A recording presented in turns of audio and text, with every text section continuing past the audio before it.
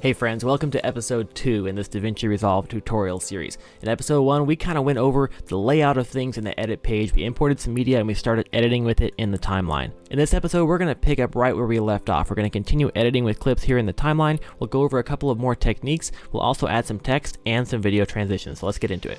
So we're here in Resolve. Let's go ahead and find what we would like our next clip to be. We have this kind of vlog clip here, which we can view in the timeline viewer over here, and we kind of transition from that.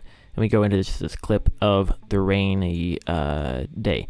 So let's go ahead and grab a clip here that I think would be a good one to go with next. Let's see, what would be it? Maybe this one right here. Okay, so kind of have a cool clip here. If I can hit the space bar and play it here in the source monitor.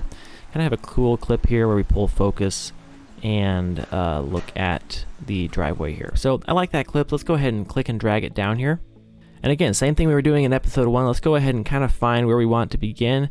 And I'm going to go ahead and just click and drag this. I'm going to show you something new here. Just like we can ripple delete a clip when we, cut something with our blade tool, cut it, and then go back to the selection tool, select it and delete it, and it brings the clip back into place. Let's undo that real quick. But just like we can do that, we can also do that with a space like this. So we can just click on it to highlight it and hit the delete key, and it ripples the rest of the timeline back into place. So to meet up with this clip, I have another clip here, a little bit of a close-up on the chickens that are on the hill. Again, same thing here. I kind of want it to end right about here, not too long on this clip. Let's go ahead and just drag this back to right there. This next clip here, I think is the one I want to use here. So let's go ahead and just click and drag it down. Hit the blade key, and a fun fact about the blade key, you can actually kind of scrub along. You don't actually have to put your playhead anywhere. You can leave the playhead where it is and kind of scrub through and see a general preview here in the timeline viewer of what your, what that point is going to be. You see the little red line that's following your blade tool along. So right about there, I think is where I want it. Cut off that beginning part. Go back to my selection tool by hitting the A key. I'm going to select this and hit the delete key to get rid of it. Now, one thing I'm noticing here is that I think this clip right here would be a really good clip to play over the top, as I'm talking right here about it being a cloudy, rainy day. And so the way we can do that, we can actually just select this and pull it up like this onto the next track here. So if you think of these kind of like layers, this is the first layer. And the second layer here, we can put something over the top and you can still hear me talking behind it. But what you see over the top is this video clip. So I think right here at the beginning is where I'd want this. So let's go ahead and play this and I'll show you how it looks. It is a rainy, dreary day today, which means we're getting some much needed moisture, which is always a good thing. But it also means we're staying inside doing some editing. And today I want to show you guys how. So you can see, you can still hear my voice there, but the video you see, the image you see, is the video clip over the top. I actually noticed I think I want to cut this a little bit short so that it comes in right when I say, I think right here. It also means we're staying inside. Yeah, right there. So what I'm going to do is just simply hover over the end here and drag this back like so. Always a good thing, but it also means we're staying inside doing. I think it looks pretty good. Same thing here I did earlier. I'm just going to select this empty space here, so it's kind of highlighted. Hit the delete key, and boom, everything is rippled back in place. So I'm going to go ahead and go through and add all my clips in here. I'm going to speed this part up, but it'll kind of give you a feel for what a workflow might look like for me. Just getting all my clips in the timeline, and then I'll come back and I'll show you how to add some text.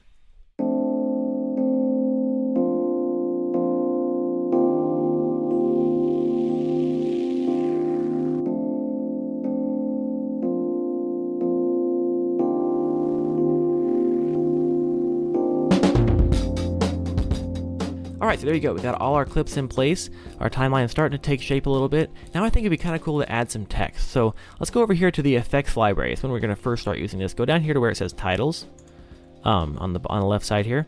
And then we have all our different titles in here, and they're all useful. We got some Fusion titles, which Fusion in DaVinci Resolve is like the motion graphics side of things. And so we don't need to really use those all the time. The typical title I'll use is this one right here that just says text. So I'm going to grab that, bring it in.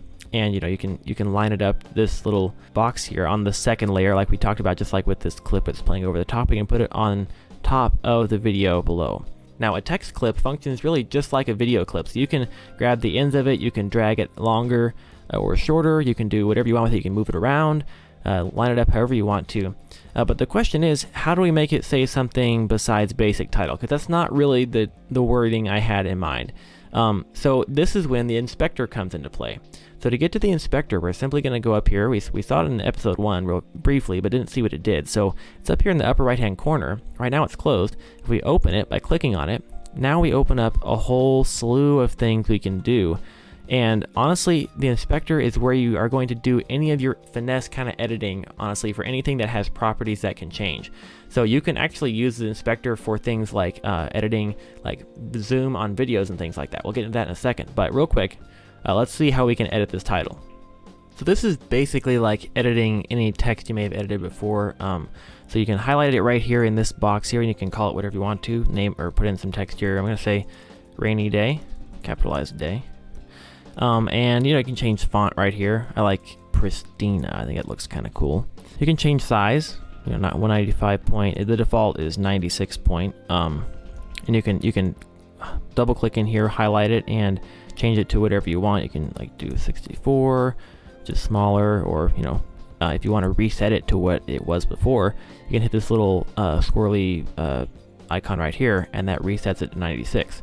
If you want to reset the entire thing, all of these little properties areas here in the inspector they have a hard reset button right here that resets the entire thing. You see it goes back to the font it was originally and the same title. Let's change this back to our rainy day font, and also Pristina, because I like that looks nice. Down here we can actually move it around. Let's make it a little bit bigger so we can see it. Down here we can move it around, move it left and right. We can move it up and down, which is could come in handy. Again, we can reset that right here, and you can see our text is kind of washed out here. It's difficult to see it. One thing we can do to fix that is we can add in a little drop shadow here by giving a little bit of a shadow behind, which you can see it just sets it off really nicely. Now, if you're not familiar with how to use these sliders here, they could seem a little funny. What you're doing here is you can see there's a slider here that you can actually see what you're doing. Sliding it up and down, bigger and smaller, and that's all you're doing by clicking on the numbers. You're just going to simply click and drag, click on the numbers, and drag left or right. Okay, and that's how all these little slider things work. So whether it's the position right here or the drop shadow right here, which changes how much drop shadow you have. I like usually just like a minus 1 or -2. But that's how these sliders work here in the inspector. And so the inspector is very versatile. This is where you adjust all your properties for anything that has properties you can adjust, basically. So let's select a video clip here on the timeline right here. This video clip is underneath our text, and you see we have a whole new array of options here, including things like zoom. Right here, the same thing, we're going to click and drag to the left and right to zoom in and out on this. So if you need to punch in a little bit, you can kind of zoom in just a little bit right there. Same thing, we can with position, we can move it up and down, left and right, which is very handy. Again, we can reset the whole shebang right here by hitting that button. Right here we have the cropping, so you can crop the left side, crop the right side. I mean, all these things are just so much versatility here of what you can do. These are not things you're going to be using all the time. Mostly you want to leave the video how it was shot and not really do a whole lot of this kind of stuff in post-production. But I mean, all this stuff, we have stabilization, we have retime and scaling, a lot of tools in here that they get kind of advanced, but these right up here are going to be super handy. You can rotate the image, you can do things like pitch it up and down, yaw it left and right, and just do all kinds of crazy things in here. Flip it, I mean, if you want to really go crazy. And again, we don't want to go that crazy, so hit that hard reset button at the top right and we're back to normal. But that's how you can edit things in the inspector. So you notice when we open the inspector, we're down to just one viewer here instead of having our side-by-side viewers. And so what that means actually is we're seeing the timeline viewer, obviously. We're seeing what we're editing. So if I play, we can see what we've been editing here in the timeline. But actually this viewer now is a dual purpose viewer. So if you go up here and double click on a clip, now you see it is a rainy, dreary. You see we're opened up now to the source monitor. So basically it serves whatever purpose. If you're clicked down here, selected down here in the timeline, now we're viewing what's in the timeline. And then if you have a video selected up here in the source monitor, now we're viewing the source footage. So if you close the inspector, now we're back to normal. Now we see the timeline viewer here and the source monitor here. And once again, to open the inspector, just go up here. Now it's highlighted in white, and then click it again, it's grayed out, and now it's closed. The more I look at this text, the more I think it's kind of not in the right spot. So I think I'm going to slide it down just a little bit here over this other video clip. I also feel like it's a little bit too long, so just like we do with the videos, I'm just going to drag this end of it just back a little bit, and now I feel like that's just about right. Let's go ahead and watch this through and see if we like where we're at. With DaVinci Resolve.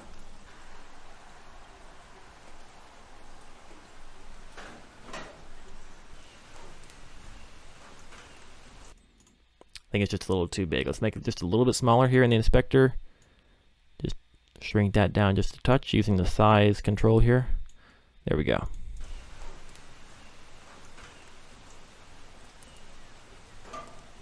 Alright, our edit is really starting to take shape. I like how it's looking, and now it's time to add some video transitions. Now honestly, I don't make use of most of the transitions that are here in Resolve, but I'm going to show you where you get to them here, because I do use a couple of them on a regular basis. So you're going to go over to your effects library here, and again, if it's not open, it could be because it looks like this, and this is grayed out, so you need to click on that, and now we have the effects library open here in the bottom left corner. So we're going to go up here to where it says video transitions. And I mean, as you can see, there are just a lot in here. I don't know, 50 to 100 transitions probably. And all these are customizable in the inspector once you apply them to a clip. But I'm going to show you first of all this cross dissolve, which is one that you are definitely going to find yourself using a lot. So to use this, I'm simply going to click and drag from the effects library here over to the cut that I want to have a transition on, like right here. And I'm going to drop it right there.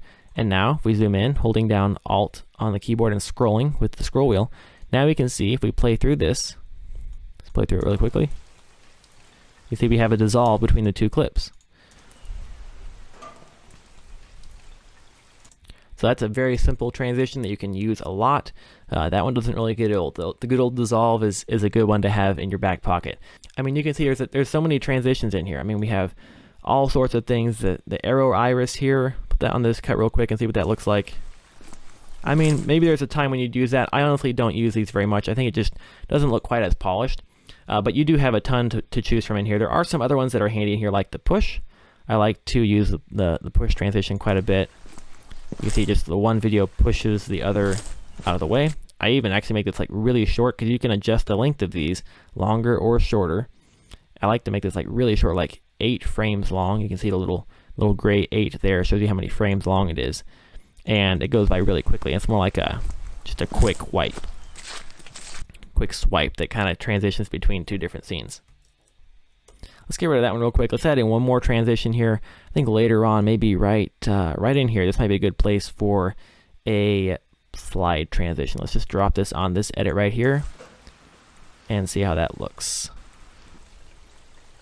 Looks pretty good. Another chicken walking along. That's all well and good.